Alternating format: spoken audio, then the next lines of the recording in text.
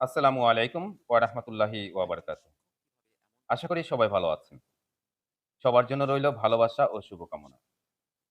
আজকের যে বিষয়টি নিয়ে কথা বলছি, সেটি হচ্ছে শিক্ষা প্রতিষ্ঠান, ইসলামিক শিক্ষা প্রতিষ্ঠান। আমাদের বাংলাদেশে হাজারো মাদ্রাসা প্রতিষ্ঠান আছে। বিশেষ করে কওমি মাদ্রাসা। এই কওমি মাদ্রাসায় পড়াশোনা করেন কোমলমতি ছাত্ররা, যারা কুরআনের সুশিক্ষায় শিক্ষিত হয়ে কুরআনকে মুখস্থ করে সম্মানিত হাফেজ হচ্ছেন। কওমি মাদ্রাসা এই প্রতিষ্ঠান পরিচালনা করতেন আমাদের বিশ্বনবী হযরত মুহাম্মদ সাল্লাল্লাহু আলাইহি ওয়াসাল্লাম। হযরত মুহাম্মদ সাল্লাল্লাহু আলাইহি ওয়াসাল্লামের এই মহতী শিক্ষা প্রতিষ্ঠান কওমি মাদ্রাসা। বাংলাদেশে কওমি মাদ্রাসায় হাফিজিয়া লাইনে পড়াশোনা করে হাজার, হাজার কোমলমতি সন্তানরা কুরআনের হাফেজ হচ্ছেন। আলহামদুলিল্লাহ, আমি অনেক কওমি মাদ্রাসায় গিয়েছি। সেখানকার যিনি মহতামিম হুজুর, তাদের সঙ্গে পরিচয় হয়েছে। ছোট, ছোট সেই সন্তানদের সাথে পরিচয় হয়েছে। খুব ভালো লাগে। সেখানে গেলে মনে হয় যে জান্নাতের বাগিচায় চলে এসেছি। আমি অনেক মাদ্রাসা প্রতিষ্ঠানের সাথে জড়িত আছি। অনেক সময় যাতায়াত করি। খুব ভালো লাগে। মনের ভিতরে একটি প্রশান্তি খুঁজে পাওয়া যায়। যখন খুব বেশি মন খারাপ হয়, তখন কওমি মাদ্রাসায় গিয়ে ছোট, ছোট সেই সন্তানদের কুরআন তেলাওয়াত আমি শুনি। তখন মন ভরে যায়। সেখান থেকে আর ফিরে আসতে মন চায় না। এত সুন্দর বাচ্চাদের সুমধুর কণ্ঠ, সেই সুমধুর কণ্ঠে কুরআন মুখস্থ করছে। কিন্তু মাঝে মধ্যে অবাক হয়ে যাই। দীর্ঘদিন যাবৎ দেখছি অনেক ছোট, ছোট শিশুরা তারা নিখোঁজ হচ্ছেন। পরবর্তীতে তাদেরকে খুঁজেও পাওয়া যাচ্ছে। যখন খুঁজে পাওয়া যায় তখন জানা যায় যে তাকে কেউ কিডন্যাপ করেনি, কিংবা সে হারিয়ে যায়নি, সে নিজে থেকেই পালিয়ে গিয়েছে। এই পালিয়ে যাওয়ার পিছনেও ঘটনার আড়ালের অনেক ঘটনা লুকায়িত আছে। যেগুলো আমরা অনেকেই জানি না। জানার কখনো চেষ্টাও করি না। কওমি মাদ্রাসা শিক্ষা প্রতিষ্ঠানে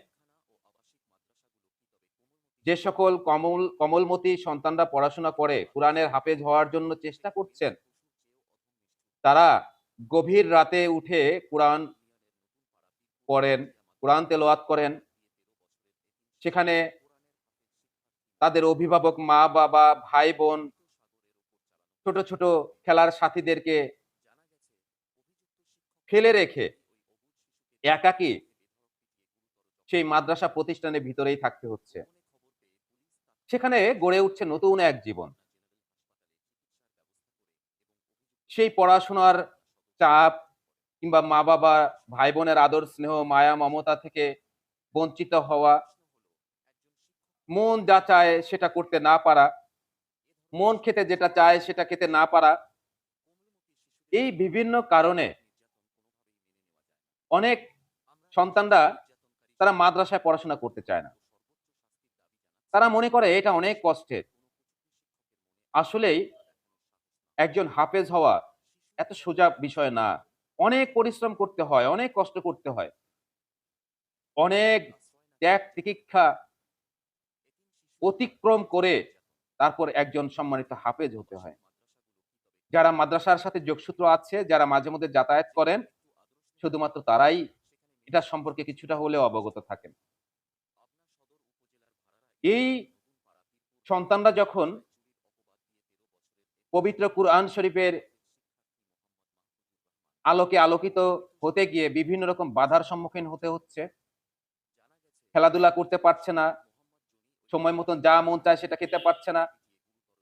ঠিক সেই সময় তারা চলে যাচ্ছে তাদের বাড়িতে। তাদের বাড়িতে গিয়ে তাদের মা-বাবার কাছেও ঠাঁই পাচ্ছে না। সেখান থেকে আবার পাঠিয়ে দিচ্ছেন মাদ্রাসায়। এভাবে যখন ২-১ বার করে বাড়িতে পাঠানো হয়, বাড়ি থেকে আবার মাদ্রাসায় পাঠানো হয়, ঠিক সেই সময় সেই ছেলেটা ভাবে যে আমি মাদ্রাসায় পড়াশোনা করব না। আমি উচ্ছৃঙ্খল জীবনে ফিরে যাব। কিংবা বন্ধু-বান্ধবদের সাথে চলাফেরা করব, খেলাধুলা করব, আনন্দ ফুর্তি করব। যা খুশি মন চায় তাই করব। কিন্তু বাড়িতে গিয়েও মা-বাবার বকুনি খেতে হচ্ছে। ঠিক তখনই সে নিজে থেকে ডিসিশন নেয় যে আমি পালিয়ে যাব। হয়তো কখনো একা, একা কিংবা কখনো ২-১ জন মিলে পালিয়ে যায়। তারপরে বাংলাদেশের মানবিক ভাই-বোনেরা সবাই মিলে তাকে খুঁজে বের করে তার পরিবারের কাছে আবার ফিরিয়ে দেওয়া হয়। এভাবেই অনেক সন্তানরা পালিয়ে যাচ্ছে। কিন্তু অনাকাঙ্ক্ষিত কিছু ঘটনা মাঝে মধ্যে ঘটে যাচ্ছে। এই শিক্ষা প্রতিষ্ঠানে, এই মাদ্রাসা প্রতিষ্ঠানে হাতে গোনা কিছু, আমি সবাইকে বলব না, কিছু, কিছু শিক্ষক আছেন যারা এই কোমলমতি সন্তানদেরকে ছোট, ছোট কিছু দোষের কারণে কিংবা দুষ্টামি করার কারণে তাদেরকে এমনভাবে শাসন করেন, এমনভাবে শারীরিকভাবে নির্যাতন কিংবা মানসিকভাবে টর্চারিং করা হয়, সেগুলো আসলে কোনো অভিভাবক কিংবা কোনো সুশীল সমাজ, কোনো মানুষ সেটা মেনে নিতে পারে না। খুব কষ্টকর। বিগত সময়ে এমন ঘটনা অনেক ঘটেছে। গত ২১শে জুলাই পাবনা সদর উপজেলা এলাকায় ভাড়া ইউনিয়নের নতুন পাড়া পীরপুর হাফেজিয়া মাদ্রাসায় একটি অনাকাঙ্ক্ষিত ঘটনা ঘটে গেছে। সেখানে হাফিজিয়া বিভাগের একজন ছাত্র, ১৩ বছর বয়সের কোমলমতি একজন শিশু মোহাম্মদ মাহফুজুর রহমান, তার পিতা বেশ কিছুদিন আগেই ইন্তেকাল করেছেন। তার পিতার নাম সাগর। এই ১৩ বছর বয়সী শিশু মাহফুজুর রহমান সে পড়াশোনা করতেন কোরআন মুখস্থ করার জন্য, কোরআনের হাফেজ হওয়ার জন্য। তাকে চুরি করার অপরাধ দেখিয়ে চোর সাব্যস্ত করে সেই মাদ্রাসা শিক্ষা প্রতিষ্ঠানের একজন শিক্ষক, হাফিজিয়া লাইনের একজন শিক্ষক এমনভাবে শারীরিকভাবে নির্যাতন করেছে যেটা চোখে দেখে মেনে নেওয়া অসম্ভব। অনেক কষ্ট হয় এগুলো মেনে নিতে। একজন মানুষ, একজন অভিভাবক, একজন হুজুর, একজন শিক্ষক কিভাবে এটা পারে? সেই এলাকার জনগণ সেই শিক্ষককে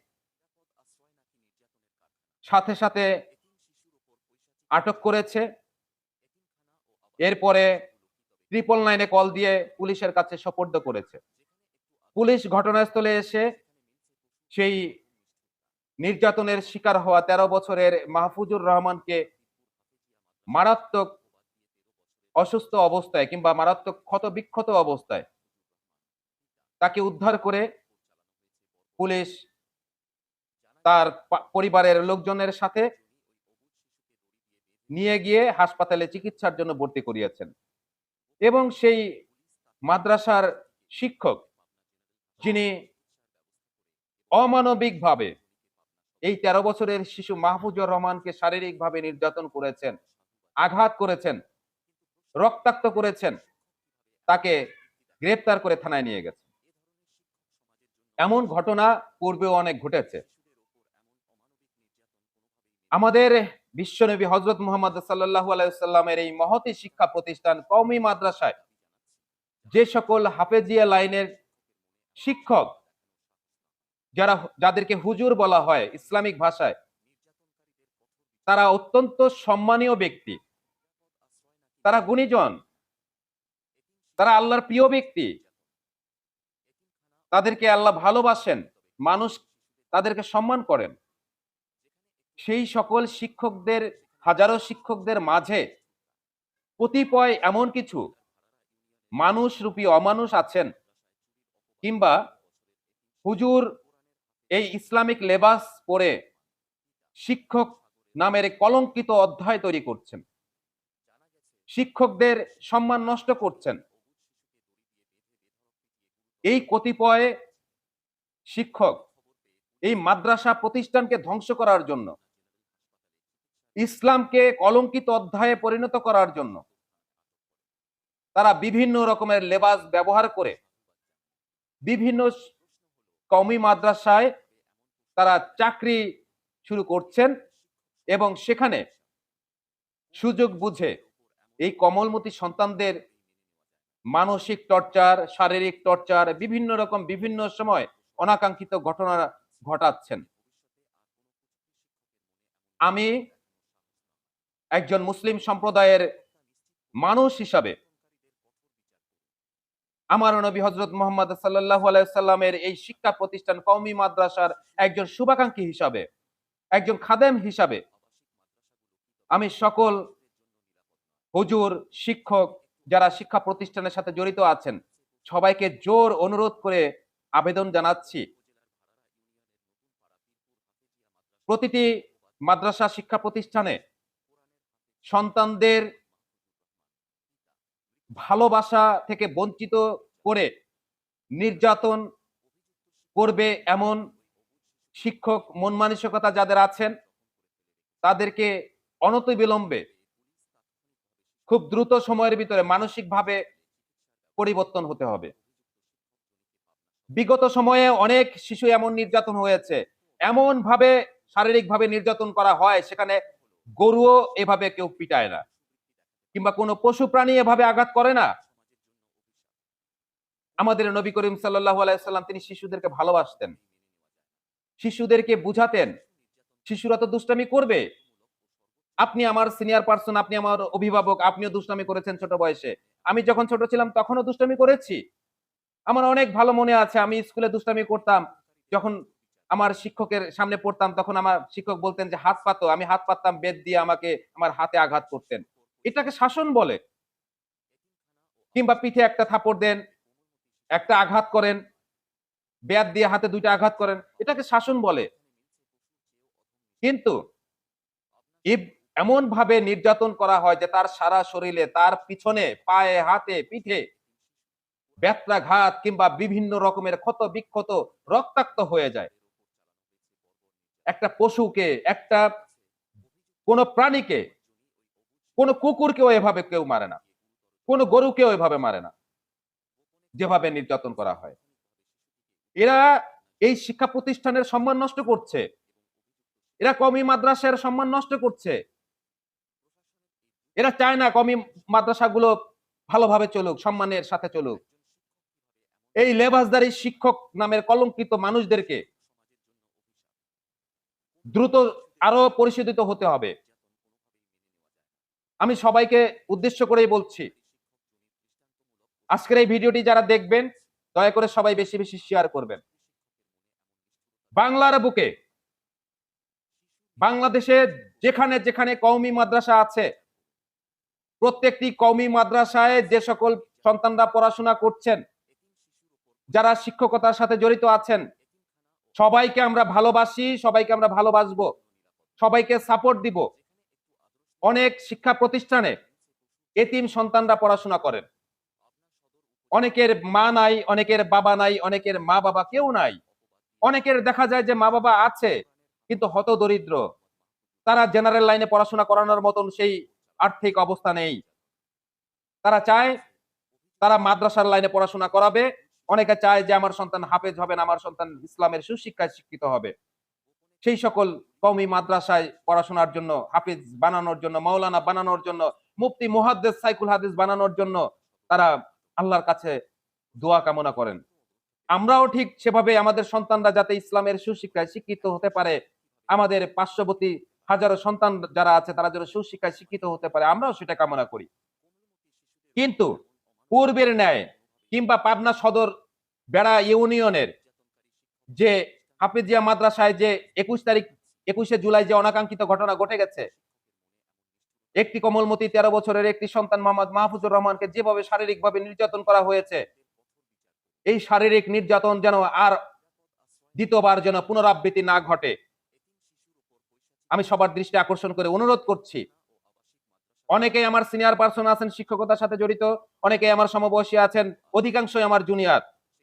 আমি সবাইকে অনুরোধ করে সম্মানের সাথে জানাচ্ছি, ভবিষ্যতে আর কোনো সন্তানকে যদি এইভাবে শারীরিকভাবে নির্যাতন করা হয় কোনো অপরাধে কিংবা বিনা কারণে, তাহলে এর দায়ভার কিন্তু আপনাকেই নিতে হবে, আপনার প্রতিষ্ঠানকেই নিতে হবে।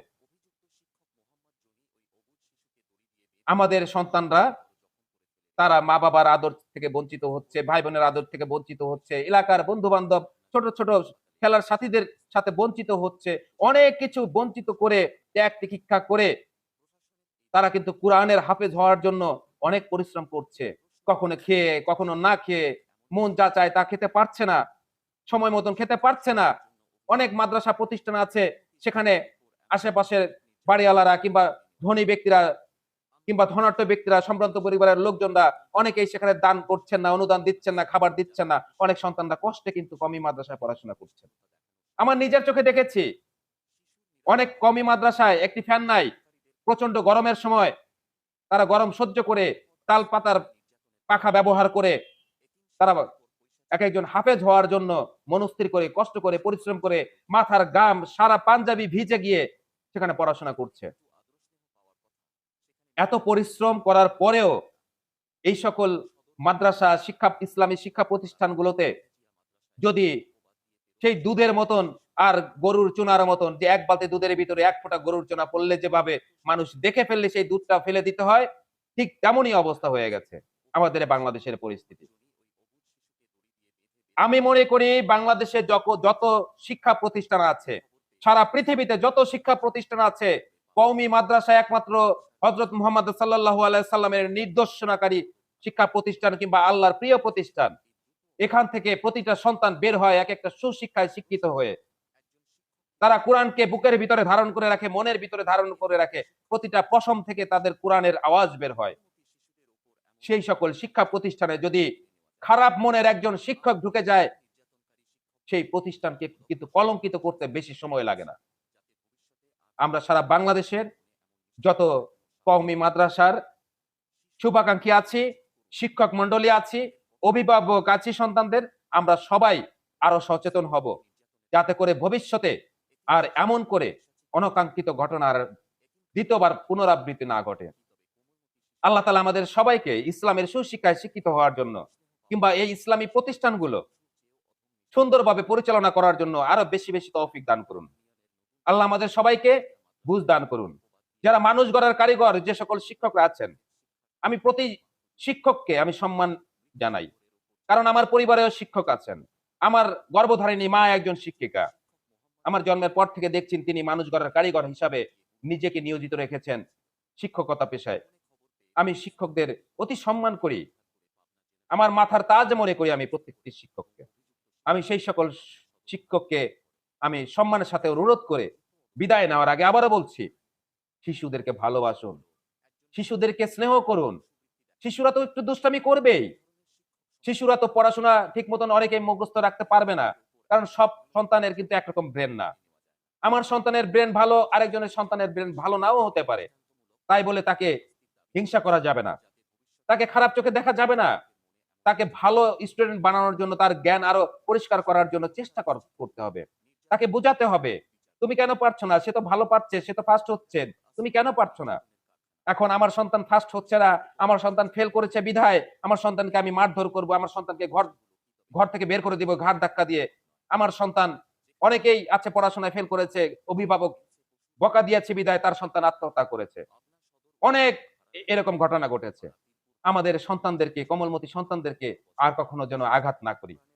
বুকটা ফেটে যায় যখন সেই আঘাতের চিহ্নটা আমাদের চোখে পড়ে। সেই ভিডিওটা যখন চোখে দেখি, মিডিয়াতে প্রতিনিয়ত দেখা যাচ্ছে মাদ্রাসা প্রতিষ্ঠানে অমানবিকভাবে, ভাষায় প্রকাশ করার মতো নয়, এমন অমানবিকভাবে ছোট ছোট 5 বছর, 7 বছর, 8 বছর, 10 বছর বয়সের শিশু সন্তানদেরকে নির্যাতন করা হয়। এই সকল শিক্ষকদেরকে একদম কড়াভাবে নিয়ম তৈরি করে দিতে হবে যে কোনো সন্তানের গায়ে যেন অমানবিকভাবে নির্যাতন করা না হয়। শাসন অবশ্যই করতে হবে। শাসন ছাড়া কখনোই কোনো সন্তান মানুষের মতন মানুষ হবে না। আমরাও শাসন আমাদেরকেও শাসন করেছে, আমরা শাসন হয়েছি। আমাদের শিক্ষক আমাদেরকে শাসন করেছেন, আমার মা-বাবা শাসন করেছেন, আমার চাচা, আমার দাদা, দাদি, বড় অভিভাবকরা আমাদেরকে শাসন করেছেন, আমাদের সিনিয়র ভাই-বোনরাও শাসন করেছেন। এখনো আমার আম্মাকে আমি ভয় পাই। আম্মার সামনে আমি বুক উঁচা করে কথা বলতে পারি না, মাথা উঁচু করে কথা বলতে পারি না, ভয় পাই। শাসন অবশ্যই করতে হবে, তবে শাসনের মতন শাসন। গরুর মতন শাসন করলে সেটাকে শাসন বলে না, সেটাকে নির্যাতন বলে।